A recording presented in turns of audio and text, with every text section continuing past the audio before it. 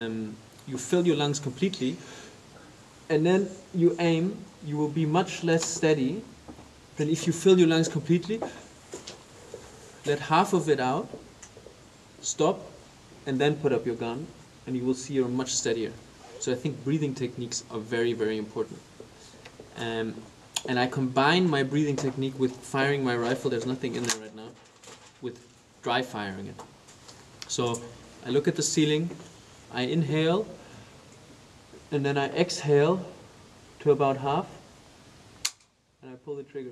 And when I'm pulling the trigger, I'm focusing that nothing else in my body moves besides my finger. Look at my eyes and look at the rest of my body. Nothing moves. And this is so important because any kind of flinch that you have in your eyes or the rest of your body will destroy your shot. And your shot is not happening when the bullet flies out here. The shot is happening before you press the trigger. So once the bullet is out here, the shot is over. And everything happens. So when the shot starts before you put the gun into your shoulder. And all of these little processes like the breathing, the way you pull the trigger, the way you hold your rifle, the way you look through your rifle, that's all incredibly important and has to happen before you actually fire your rifle. So some easy dry practices would be fixating a point on your wall at home in your living room, looking at it, and then putting up your gun. And when you put the gun up, the red dot or the sights should be perfectly on that point. And you do that 20 times a day and you will become a much, much better shot.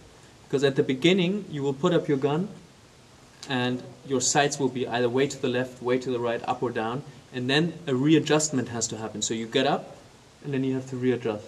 And that readjusting will take crucial seconds away when you're hunting.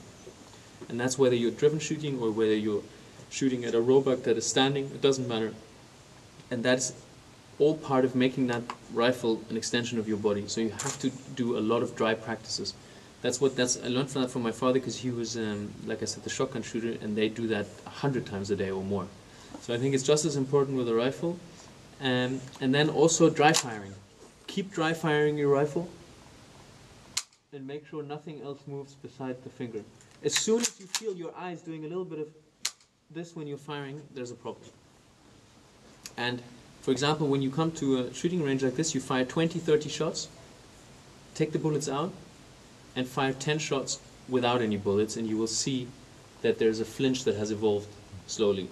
And so at the end of each training session in a shooting cinema, I would always do 10 to 20 shots without any bullets.